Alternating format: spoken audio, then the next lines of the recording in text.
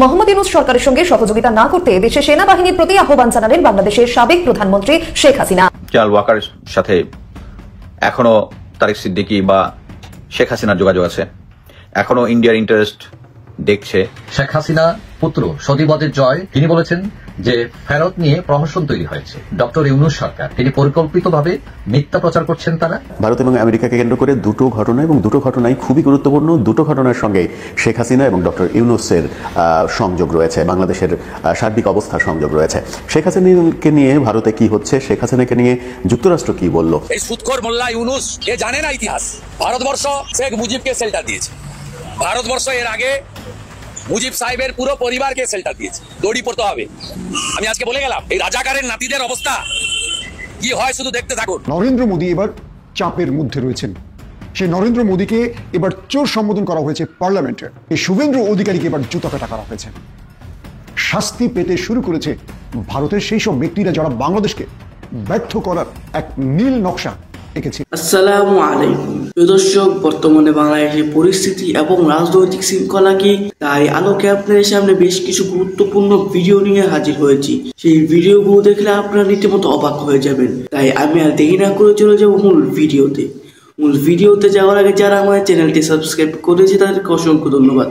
আর যারা এখন আমার চ্যানেলটি সাবস্ক্রাইব করে তাড়াতাড়ি সাবস্ক্রাইব করে ফেলুন ধরনের সকল আপডেটগুলো সবার আগে পেতে। মোহাম্মদ ইউনূস সরকারের সঙ্গে সহযোগিতা না করতে দেশের সেনাবাহিনীর প্রতি আহ্বান জানালেন বাংলাদেশের সাবেক প্রধানমন্ত্রী শেখ হাসিনা। গত 5ই আগস্ট গণ অভ্যুত্থানের মুখে দেশ ছাড়ার পর এই প্রথম দেশের সেনাবাহিনীর উদ্দেশ্যে অনেক কথা বলেছেন সাবেক প্রধানমন্ত্রী। সেনাবাহিনী বিশেষ করে তরুণ সেনা অফিসারদের ভবিষ্যৎ নিয়ে সতর্ক করেছেন তিনি। দেশের বিজয় দিবস উপলক্ষে সোমবার বেশি রাতে আওয়ামী লীগ আয়োজিত ভার্চুয়াল সভায় হাসিনা সেনাবাহিনী বিশেষভাবে তরুণ সেনা অফিসারদের সতর্ক করে দিয়ে বলেছেন, বাংলাদেশ এখন জঙ্গি রাষ্ট্র, জঙ্গিদের অভয়ারণ্য। মোহাম্মদ ইউনূস জঙ্গিদের দিয়ে সরকার চালাচ্ছেন, প্রশাসনের সর্বত্র তারা ছড়ি ঘোরাচ্ছে। এই সরকার প্রশাসনের সঙ্গে সহযোগিতা করলে ভবিষ্যতে রাষ্ট্রের সঙ্গে শান্তিরক্ষা মিশনে ডাক পাবেন না। 5ই আগস্ট বাংলাদেশ বিমান বাহিনীর একটি বিমান হাসিনা এবং তার বোন শেখ রেহানাকে দিল্লির অদূরে হিন্দের বিমানবন্দরে নামিয়ে দিয়ে যায়। পরে জানা যায় সেনাপ্রধান ওয়াকারুজ্জামান গণ অভ্যন্তরকারীদের রুখতে শক্তি প্রয়োগ করতে অস্বীকার করেন। এক প্রকার সেনাবাহিনীর অসহযোগিতার মুখে দেশ ছাড়তে হয় হাসিনাকে। তারপর টেলিফোনে এবং ভার্চুয়াল সভায় দেশের বর্তমান পরিস্থিতি এবং তার দেশত্যাগ নিয়ে অনেক কথা বললেও সেনাবাহিনী প্রসঙ্গ এড়িয়ে যান আওয়ামী লীগ নেত্রী। এমনকি সেনাবাহিনী তার আদেশ অগ্রাহ্য করেছে বলে অভিযোগ করেননি, বরং বাড়ি বাড়ি দাবি করেছেন বল প্রয়োগে তিনি নিষেধ করেছিলেন। অস্থির পরিস্থিতিতে মাত্র কয়েক মিনিটের মধ্যেই তাকে দেশ ছাড়তে বাধ্য করা হয় বলে অভিযোগ করেন। ওয়াকিবহাল মহলের অনেকেই মনে করছেন বাংলাদেশ সেনাবাহিনীর তরুণ অফিসারদের প্রতি হাসিনার পরামর্শ অত্যন্ত গুরুত্বপূর্ণ। বাংলাদেশ সেনাবাহিনী সম্পর্কে ওয়াকিবহাল মহলের মতে, সেনায় জামায়াতে যেখানে ইসলামের প্রবল প্রভাব রয়েছে এবং তার নিচু এবং মাঝি স্তরের অফিসারদের মধ্যে বেশি। হাসিনার অভিযোগ, ইউনূস সরকার প্রশাসনের সর্বত্র জামাত এবং শিবিরের লোকজনকে বসিয়ে দিচ্ছে। সাবেক প্রধানমন্ত্রী বলেন, শিবির তো আমেরিকায় নিষিদ্ধ, এমন নিষিদ্ধ সংগঠনের লোকজনকে কি করে প্রশাসনে গুরুত্বপূর্ণ পদে বসানো হচ্ছে? ওয়াকিবহাল মহলের মতে, গুলি চালাতে অস্বীকার করার পিছনে রাষ্ট্রের সঙ্গে শান্তিরক্ষা মিশনের হাতছানি একটা কারণ ছিল। বিদেশি শান্তি মিশনে ডেপুটেশনে গেলে বিপুল অর্থ উপার্জন করা যায়। এই মুহূর্তে বাংলাদেশ সেনাবাহিনীর সদস্য সংখ্যা শান্তিরক্ষা মিশনের সবচেয়ে বেশি। ওই বাহিনীতে যোগদানের সুযোগ পেতে বাংলাদেশ সেনাবাহিনীর অভ্যন্তরে প্রতিযোগিতা এবং ধরাধরি চলে। হাসিনার সতর্কবার্তা বাংলাদেশ সেনাবাহিনীর জন্য কতটা জরুরি? ভারত সরকার ওই চিঠিটা ডাস্টবিনে ফেলে দিয়েছে, কারণ ভারতবর্ষের ইতিহাস জানে না এই নাবালক উপদেষ্টারা। এই সুদখোর মোল্লা ইউনূস এ জানে না ইতিহাস। ভারতবর্ষ শেখ মুজিবকে শেল্টার দিয়েছে। ভারতবর্ষ এর আগে মুজিব সাহেবের পুরো পরিবারকে শেল্টার দিয়েছে। ভারতবর্ষ এরা তো পাতি, চীনের মতো শক্তিশালী দেশ, তার রক্তচক্ষুকে ভারতবর্ষ ভয় করেনি। গুরুদেব দলাই লামাকে ভারতবর্ষ শেল্টার দিয়েছে, চীনের চোখ রাঙানি করেনি। এ তো আমি বললাম না, রাফেল তো দূরের কথা, রাফেলের আওয়াজে পালাবে। এদেরকে কেউ কাউন্টই করে না, মশা মাছি। হেঁটে গেলে মারিয়ে নিয়ে চলে যাবো আমরা। কলকাতা শহরে যে গার্বেজটা আজকে সকালে উঠেছে, ওটা যদি কার্গো প্লেন আমাদের এত আছে, আমরা উপরে নিয়ে গিয়ে শুধু ঢাকনাটা খুলে দিই, মোল্লা ইউনূস সহ গোটা ঢাকা চাপা পড়ে। যারা জুতোর মালা পরিয়েছে তাদেরকে ওই গোলাম নিজামীর মতো দড়ি পড়তে হবে। আমি আজকে বলে গেলাম এই রাজাকারের নাতিদের অবস্থা কি হয় শুধু দেখতে থাকুন। এরা অতীত থেকে শিক্ষা নেয়নি। বাংলাদেশের মুক্তিযোদ্ধার চেতনা এবং আবেগ যারা অস্বীকার করবে তাদের কপালে জুতোর মালা নয়, গোলাম নিজামীর মতো দড়ি অপেক্ষা করছে। শেখ হাসিনা পুত্র সজীবদের জয় সোশ্যাল মিডিয়ায় এই বিষয় নিয়ে কথা বলেছেন। তিনি বলেছেন যে ফেরত নিয়ে প্রহসন তৈরি হয়েছে এবং এই যে ডক্টর ইউনূস সরকার তিনি পরিকল্পিতভাবে মিথ্যা প্রচার করছেন তারা, এবং সেই প্রচারে সংযুক্ত আছেন আন্তর্জাতিক অপরাধ ট্রাইব্যুনালের প্রধান প্রসিকিউটর তাজুল ইসলাম। এবং জয় বলছেন যে এগুলা হচ্ছে প্রহসনের একটা বিচার এবং এটা মূলত ডক্টর ইউনূসের স্বার্থ রক্ষার একটা চেষ্টা। এখন জয় এটাও বলছেন যে এইগুলো হচ্ছে রাজনৈতিক প্রতিহিংসা চরিতার্থ করার জন্য তিনি বা তার সরকার ইউনূসের সরকার এইসব পদক্ষেপ নিচ্ছে এবং আওয়ামী লীগের অনেকের উপর দমন নিপীড়ন হচ্ছে, আওয়ামী লীগের লোকদের হত্যা করা হচ্ছে, ন্যায় বিচার থেকে বঞ্চিত হচ্ছে তারা এবং বিভিন্ন ধরনের মিথ্যা মামলায় ফাঁসানো হচ্ছে। তবে ইন্টারেস্টিং ব্যাপার হচ্ছে যে সজীবাদের জয় তিনি নিজেও এই যে তথাকথিত বলেন আর গণ অভ্যুত্থান বলেন আর বিপ্লব বলেন, যেটাই বলেন না কেন, যে সেখানে যে মানবাধিকার লঙ্ঘনের অভিযোগ তোলা হয়েছে, জয় তার নিরপেক্ষ তদন্তেরও দাবি করেছেন। তাদের হয়তো বিশ্বাস যে নিরপেক্ষ তদন্ত হলে তার মা শেখ হাসিনা তিনি নিরপরাধ বিবেচিত হবেন। এখন আমরা জানি যে প্রত্যেক দিনে একটা না একটা ইস্যু আসতেছে। তো এখন যে গতকালের ইস্যু ছিল, গতকাল মঙ্গলবার, সেই ইস্যুতে ছিল যে গতকাল সোমবার ফেরত নিয়ে প্রহসন, যে শেখ হাসিনাকে ফেরত চাওয়া এটা পরিকল্পিত, তারা বলছেন সজীবাদের জয়। এবং আওয়ামী লীগের লাখ লাখ নেতাকর্মী এখন অবরুদ্ধ অবস্থায় আছেন, অনেক ছাত্রের শিক্ষা জীবন ব্যাহত হচ্ছে, তারা বেরোতে পারছে না, কলেজ বিশ্ববিদ্যালয়ে যেতে পারছে না ভয়ে, এবং অনেকের নামে মামলা আছে। তো সবকিছু মিলিয়ে আওয়ামী লীগের কে কোণঠাসা করে রাখা হয়েছে বলে আওয়ামী লীগ দাবি করছে। এবং সজীবাদের জয় তিনি এখন আমেরিকায় থাকেন, তিনি বিভিন্ন সময় এই সরকারের সমালোচনা করেছেন এবং শেখ হাসিনার রাজনীতি নিয়েও বিভিন্ন কথাবার্তা বলেছেন। এখন দেখা যায় যে শেখ হাসিনা অনেক অ্যাক্টিভ আছেন রাজনীতিতে, সজীবাদের জয়ও কথা বলছেন তার দলের পক্ষ থেকে। তো সবকিছুই মিলিয়ে অনেকে মনে করছেন যে আওয়ামী লীগ একদম থেমে নেই, যদিও তারা বিভিন্ন চাপের মধ্যে আছে, তবে আগামী নির্বাচন হলে হয়তো তারা হয়তো উঠে দাঁড়াবে এবং তারা আশা করছে যে তারা ন্যায় বিচার পাবে।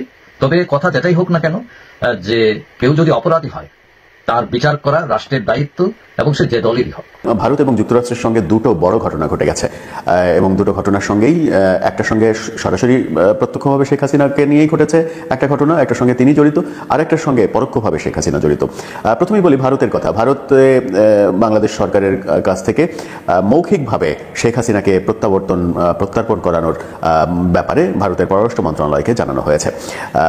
হাইকমিশনারকে দিয়ে পররাষ্ট্র মন্ত্রণালয়ে আনুষ্ঠানিকভাবে এটা বলানো হয়েছে, কিন্তু সেটা চিঠি আকারে পররাষ্ট্র দপ্তর থেকে যেভাবে দেশ থেকে দেশে চিঠি আকারে দেয়া হয় সেভাবে নাকি দেয়া হয়নি।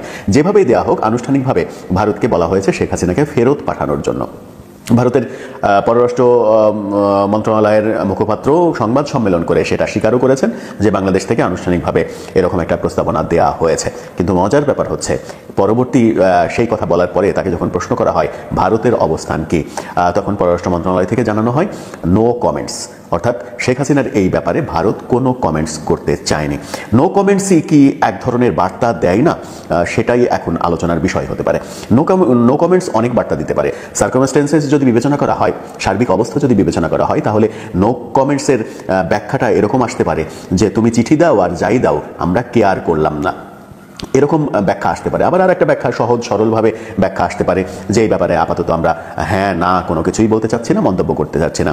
তবে শেখ হাসিনার এই বিষয়ে ভারত এবং বাংলাদেশের সম্পর্ক যে পর্যায়ে গেছে, তাতে আমার মনে হয় যে প্রথম কথাটাই সত্য হতে পারে যে তুমি চিঠি দাও আর যাই করো, কেয়ার করলাম না। অর্থাৎ বাংলাদেশের এই চাওয়াটাকে ভারত তাদের ধর্তব্যের মধ্যে নিচ্ছে না এবং কেয়ার করছে না। তার মানে শেখ হাসিনাকে কি ভারত ফেরত দিতে চায় না আদতেও?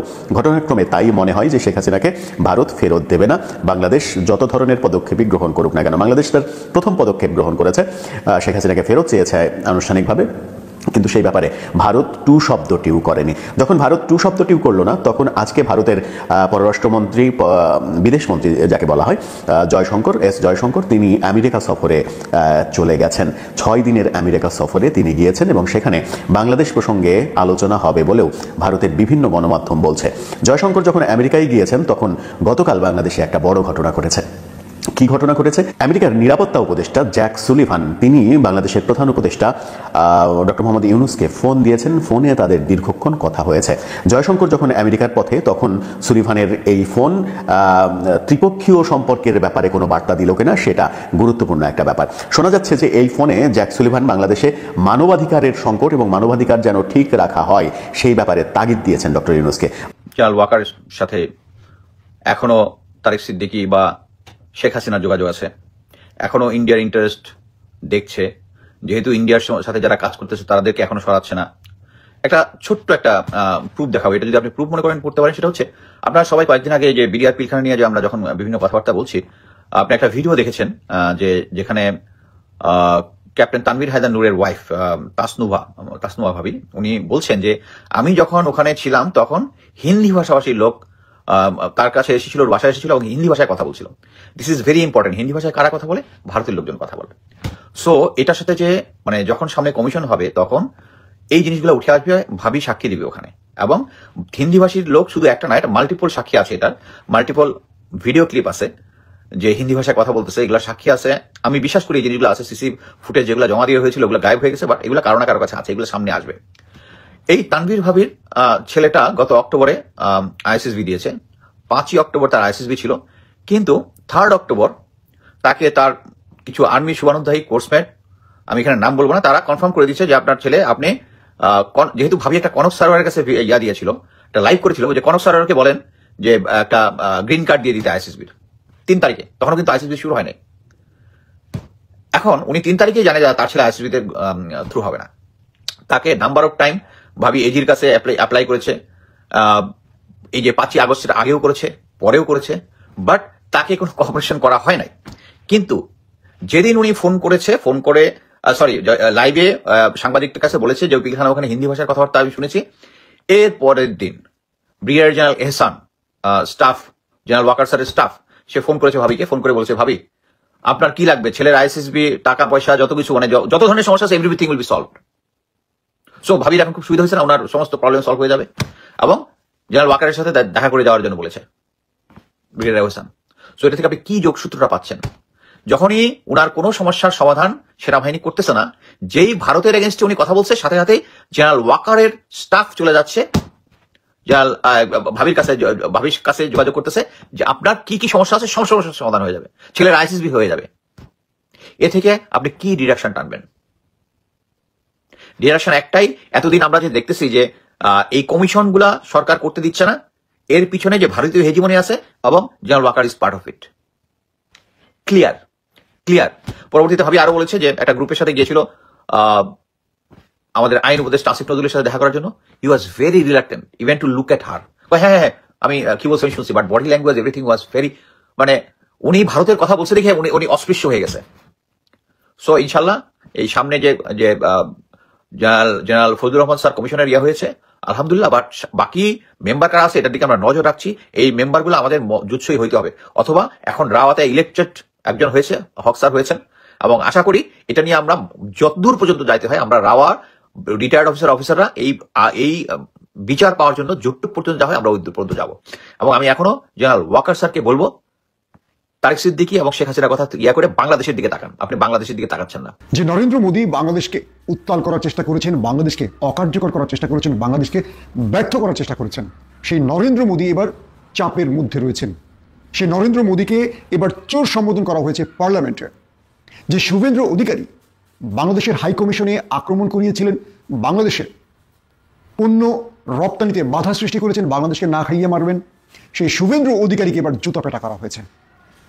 শাস্তি পেতে শুরু করেছে ভারতের সেই সব ব্যক্তিরা যারা বাংলাদেশকে ব্যর্থ করার এক নীল নকশা এঁকেছিলেন। দর্শক, পাশাপাশি ভারতের জন্য আরো বড় বড় খবর আসতে শুরু করেছে। চলুন সেই খবরগুলো একটা একটা দেব আপনাদের।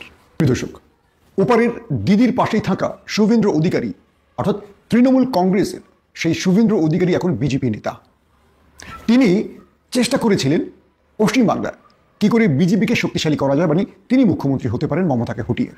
তাই তিনি যখন বাংলাদেশের শেখ হাসিনার পতন হলো, পতিত স্বৈরাচারের পক্ষ নিলেন এমনভাবে, প্রকাশ্য উলঙ্গভাবে পুরো পৃথিবী যে বিষয়টিকে গ্রহণ করতে পারেনি।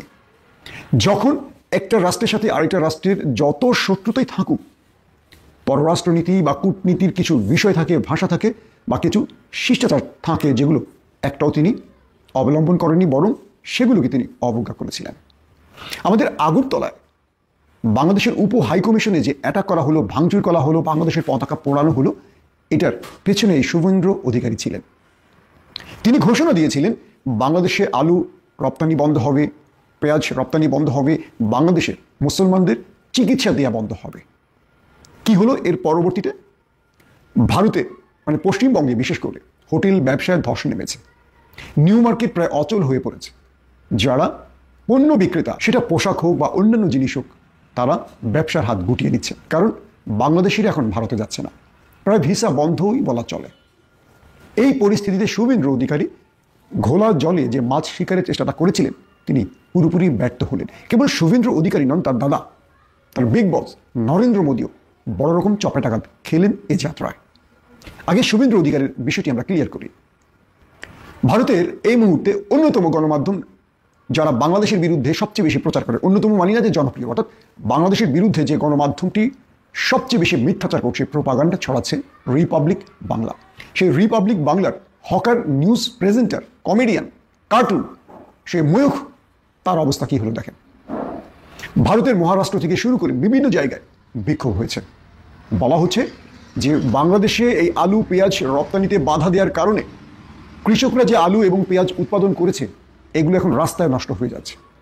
অর্থাৎ তারা যে আলু পেঁয়াজ উৎপাদন করেছেন, ধরেন পার কেজিতে, একটা উদাহরণ দিয়ে বোঝাবার জন্য বলছি, পার কেজি পেঁয়াজের দাম হবে 20 টাকা, কিন্তু বাংলাদেশের রপ্তানি বন্ধ, এগুলো ভারতের মানুষ 15 টাকার বেশি কিনবে না, বা 20 টাকার পেঁয়াজ বা আলুটা 10 টাকার বেশি কিনছে না, কারণ উৎপাদন বেশি কিন্তু রপ্তানি তো বন্ধ। এই যাত্রায় কি হলো, কৃষক 1 কেজি উৎপাদন করলো যে মূল্যে, বাজারে নিয়ে দেখে তার অর্ধেক মূল্য চলে এসছে সেই পণ্যের। কি করবে এখন? তো এইভাবে একটা বড় রকম বিপদে পড়ে গেছে এখন কৃষকরা। আর সেই কৃষকরা এবার রাস্তায় নেমে বিক্ষোভ করলো, এবং সেই কৃষকরা শুধু রাস্তায় নামলো না, ময়ূখ সেই কমেডিয়ানের বাড়ি ঘেরাও করলো, বললো, ময়ূখ তুমি আমাদের আলু কেনো, আমাদের পেঁয়াজ কেনো, কারণ তোমার জন্যই এই পণ্যগুলো আমাদের বাংলাদেশে রপ্তানির সুযোগ থাকলেও সেটা বন্ধ করা হয়েছে, এবার তুমি এগুলো কেনো। ময়ূখ নিজের বাড়িতেও থাকতে পারছে না, পালিয়ে গেছেন গোপনে, কারণ জনগণ লাঠি সোটা নিয়ে ময়ূখকে তার বাড়িতে হামলা করেছে। এখন ময়ূখ কি করবেন? তিনি যে মানুষকে উস্কে দিলেন, তিনি যে বাংলাদেশিদের বিরুদ্ধে বিদ্বেষ ছড়ালেন, এবার তিনি নিজেই সেই বিদ্বেষের জালে আটক। দর্শক, আমি আশা করছি আপনারা সকলেই আলোচনাগুলো শুনেছেন, এবং এই আলোচনাগুলো নিয়ে যদি আপনাদের কোনো মন্তব্য থেকে থাকে অবশ্যই কমেন্ট বক্সে জানাবেন।